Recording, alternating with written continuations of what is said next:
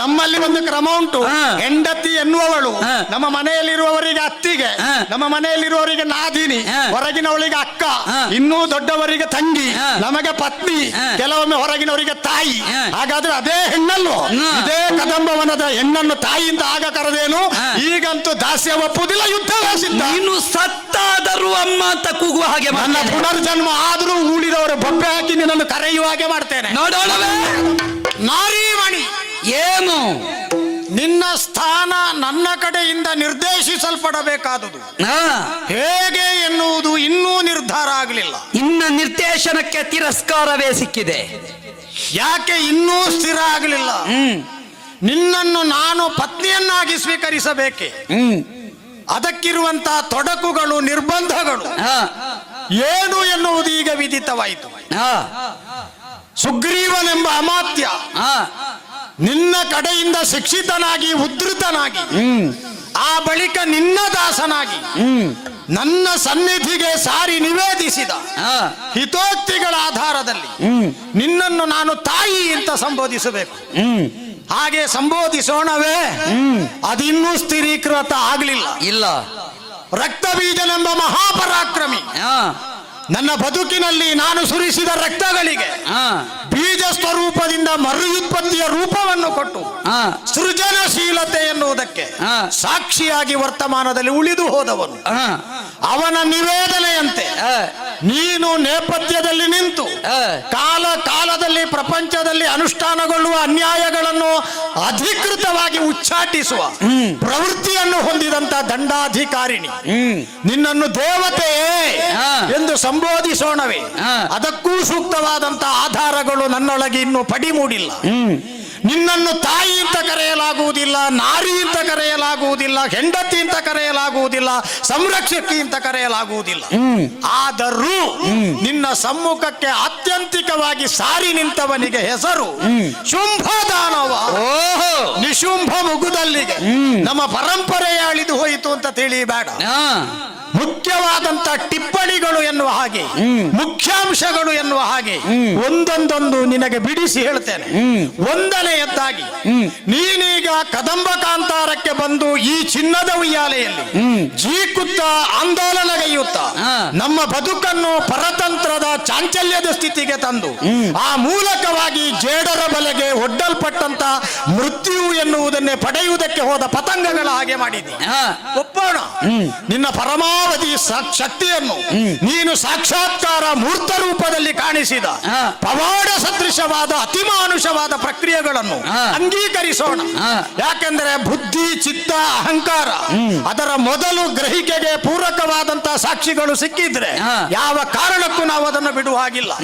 ಮನಸ್ಸಿನಿಂದ ನಾವು ಸಂಗ್ರಹಿಸುತ್ತೇವೆ, ಬುದ್ಧಿ ಎನ್ನುವುದರಿಂದ ಅದನ್ನು ಪರಿಷ್ಕಾರ ಮಾಡುತ್ತೇವೆ, ಚಿತ್ತದಲ್ಲಿ ಸಂಗ್ರಹಿಸ್ತೇವೆ, ಅಹಂಕಾರದಲ್ಲಿ ವಿನಿಯೋಗ ಮಾಡುತ್ತೇವೆ. ಆದ್ದರಿಂದಲೇ ಮನಸ್ಸು, ಬುದ್ಧಿ, ಚಿತ್ತ, ಅಹಂಕಾರಗಳೆಂಬ ಅಂತಃಕರಣ ಚತುಷ್ಟಯಗಳಿಗೆ ಬೆಲೆ.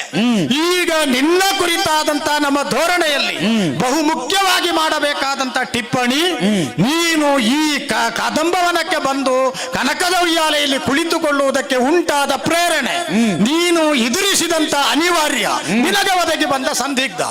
ನಾವು ಆಲೋಚನೆ ಮಾಡಿದ್ದೇವೆ, ಏನು ತಿಳಿಯದವರಲ್ಲ. ಕುಳಿತಲ್ಲೇ ಅಮೂರ್ತವಾದುದನ್ನು ಧ್ಯಾನಿಸಿ ಅಮೂರ್ತವಾದುದನ್ನು ಸಂಗ್ರಹಿಸಬಲ್ಲ ಪವಾಡ ಸದೃಶ ವ್ಯಕ್ತಿತ್ವ ನನಗೆ ಬೇಕಾಗಿಲ್ಲ. ಶುಂಭನಾಗಿ ನಾನು ಗ್ರಹಿಸಬಲ್ಲೆ. ಈ ದುರುಳರನ್ನು ಅವರ ಬಳಿಗೆ ಹೋಗಿ ಹನನ ಮಾಡುವ ಕಾರ್ಯ ಸುಲಭ ಅಲ್ಲ ಎನ್ನುವುದನ್ನು ಒಪ್ಪಿಯೇ ನಿನ್ನ ಬಳಿಗೆ ನೀನು ಕರೆಯಿಸಿಕೊಂಡದ್ದು. ಖಂಡಿತ ಆಲೋಚನೆ ಮಾಡಬೇಕು ನೀನು. ಯಾಕೆ ಸುಲಭವಲ್ಲ ಎನ್ನುವುದು ಗೂಢವೇ ಇರಲಿ.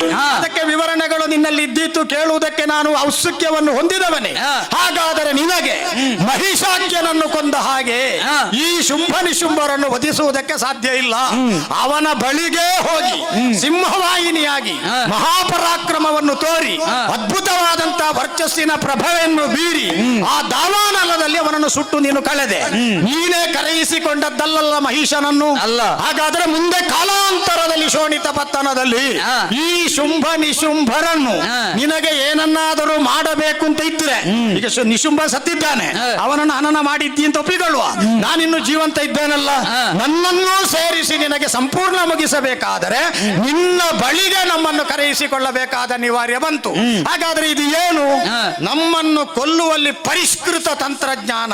ಹಾ. ನೀನು ಕಾಲ ಕಾಲದಲ್ಲಿ ಬೇರೆ ಬೇರೆ ತಂತ್ರಜ್ಞಾನಗಳನ್ನು ಬಳಸಿದ್ದಿ. ಹಾ. ತಂತ್ರ ಎನ್ನುವ ಪದವನ್ನು ನಾನು ಬೇಕಂತಲೇ ಬಳಸ್ತೇನೆ. ಹಾ. ತಾಂತ್ರಿಕ ಎಂದು ವಿಸ್ತರಿಸಿ ಆ ಶಬ್ದದಿಂದ ಹೊಸ ಅರ್ಥವನ್ನು ಹೊರಡಿಸಬಹುದಾದರೂ ಮಂತ್ರ ತಂತ್ರ ತಂತ್ರ ಮಂತ್ರ ಒಟ್ಟೊಟ್ಟಿಗೆ ಇರುವುದು, ನಿಗಮ ಆಗಮ. ಹಾಗಾದರೆ ನಿನಗೆ ನನ್ನಂತವರನ್ನು ನನ್ನ ತಮ್ಮನಂತವರನ್ನು ವಧಿಸುವುದಕ್ಕೆ ಆ ತಂತ್ರ ಸಾಕಾಗುವುದಿಲ್ಲ.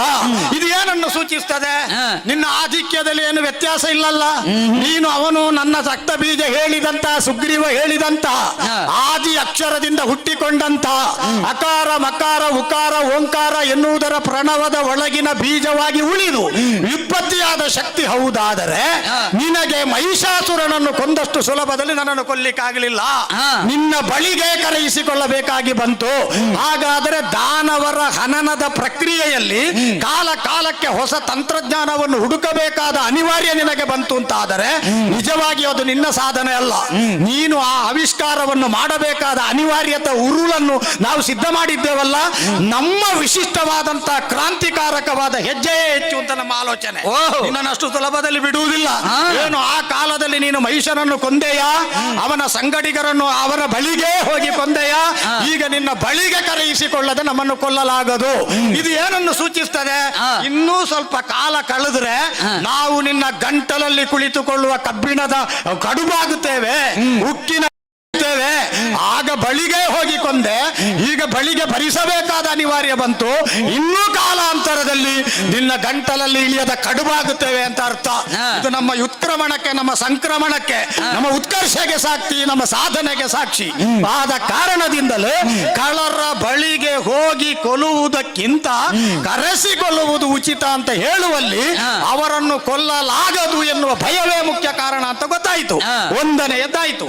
ಎರಡನೆಯದ್ದಾಗಿ ನೀನಾಗಿ ಪಂಥಾಹ್ವಾನವನ್ನು ಒಡ್ಡಿದೆ. ಶುಂಭನಾಗಲಿ ಶಂಭುವೇ ತಾನಾಗಲಿ ಮಿಗೆ ಅಂಬಲೆಸದು ಎನ್ನ ಗೆಲ್ಲದ ಹೊರತು ಪಾಣಿಗ್ರಹಣಕ್ಕೆ ಮನಸ್ಸಾಗದು. ಈ ಪಂಥಾಹ್ವಾನವನ್ನು ನನಗೆ ಕೊಟ್ಟೇ ಅಲ್ಲ. ನೀನು ಶುಂಭ ಎನ್ನುವವನನ್ನು 14 ಲೋಕದಲ್ಲಿ ಮೆರೆದಾಟಕ್ಕೆ ತನ್ನನ್ನು ತಾನು ಒಪ್ಪಿಸಿಕೊಂಡ ಮಹಾಪ್ರಭೃತಿ ಅಂತ ಒಪ್ಪುವುದಾದರೆ ಇಲ್ಲಿಯವರೆಗೆ ಬಂದದ್ದು ನನ್ನ ರೂಪಗಳು ಅಂತ ತಿಳಿಯಬೇಕು. ರಕ್ತ ಬೀಜನ ರಕ್ತದಿಂದ ಚಿಮ್ಮಿದ ಕೋಟಿ ರಕ್ತ ಬೀಜಾಸುರರನ್ನು ನೋಡಿದೆಯಾ? ನೋಡಿದೆ. ಶುಂಭನ ಶರೀರದಿಂದ ರಕ್ತ ಬರಬೇಕಾಗಿಲ್ಲ. ಒಬ್ಬ ಮಹಾಪರಾಕ್ರಮಿಯಾದಂತಹ ಧೂಮ್ರಾಕ್ಷ ಬರಬಲ್ಲ. ಅದು ಪರಾಕ್ರಮದ ದೃಷ್ಟಾಂತ. ಚಂಡ ಮುಂಡರೆಂಬ ನೈಷ್ಠಿಕ ಬ್ರಹ್ಮಚರ್ಯದಲ್ಲಿ ತತ್ವರೇತರಾಗಿ ಕಾಣಿಸಿಕೊಂಡವರು ಬರ್ತಾರೆ ಅಂತಾದ್ರೆ ನನ್ನ ಮೈಯ ಭಾಗ ಅಂತ ತಿಳಿ. ಏನು ನಾನು ಕ್ರೌರ್ಯದಿಂದ ಅಟ್ಟಹಾಸದಿಂದ ರಕ್ತಲಾಂಛನದಿಂದ ಬೆಳಗುವ ಅಂತ ತಿಳಿದಿದ್ಯೋ, ಸುಗ್ರೀವನಂತ ಮುತ್ಸದ್ದಿ ನನ್ನ ಹೊಟ್ಟೆಯೊಳಗಿದ್ದಾನೆ ಅಂತ ತಿಳಿ. ನನ್ನ ಹೊಟ್ಟೆಯನ್ನು ಬಗೆದರೆ ಒಡಲನ್ನು ಒಗೆದರೆ ನಿನಗೆ ಅಂತ ಮಹಾತ್ಮರು ಬಹಳ ಮಂದಿ ಸಿಗುತ್ತಾರೆ. ಇಷ್ಟು ಯೋಗ್ಯತೆ ಇರುವ ನನಗೆ ನೀನು ಪಂಥಾಹ್ವಾನ ಕೊಡುತ್ತಿ ಅಂತಾದರೆ ನಿನಗೆ ಸುಲಭದಲ್ಲಿ ನಮ್ಮ ಶೋಣಿತಕ್ಕೆ ಬರಬಹುದಿತ್ತಲ್ಲ. ಎಲ್ಲಿದ್ದಾನೆ ಶುಂಭ, ಒಮ್ಮೆ ಬರ್ಲಿ ನೋಡುವ ಅಂತ ಆಡಬಹುದಿತ್ತಲ್ಲ. ಒಂದು ಮಾತುಂಟು, ಏನು? ಹುತ್ತವ ಬಡಿದಡೆ ಹಾವು ಸಾವುದೇ. ಇಲ್ಲವೇ ಇಲ್ಲ, ನಾನು ಒಪ್ಪುತ್ತೇನೆ. ಆದರೆ ಹುತ್ತವ ಬಡಿಯದ ಹೊರತು ಹಾವು ಹೊರ ಬರುವುದಿಲ್ಲ. ನಿನ್ನ ಬುದ್ಧಿವಂತಿಕೆ ಅದು.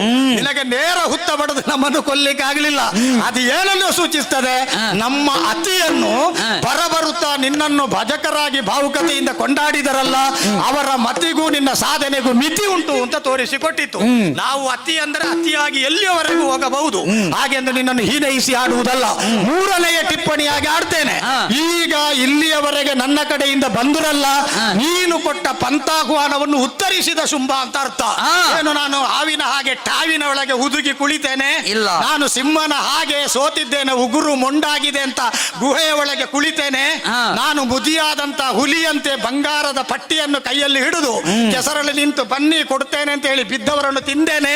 ಅದು ಹುಲಿಯ ಕೆಲಸ. ಯಾವಾಗ ಉಗುರು ಚೂಪು ಹೋಯ್ತಲ್ಲ, ಅಲ್ಲಿನ ಹರಿತ ಹೋಯ್ತಲ್ಲ, ಆಗ ಹುಲಿ ಬುದ್ಧಿವಂತಿಕೆ ಮಾಡುವುದು. ಕೆಸರಲ್ಲಿ ನಿಂತುಕೊಳ್ಳುವುದು, ಬಂಗಾರದ ಕಡವನ್ನು ತೋರಿಸುವುದು, ಅದರ ಆಸೆಗೆ ಕೆಸರಿಗೆ ಬಂದವರನ್ನು ಹಿಡಿದು ತಿನ್ನುವುದು. ಆ ಅಸಹಾಯಕತೆ ಇನ್ನೂ ನಮಗೆ ಬರಲಿಲ್ಲ.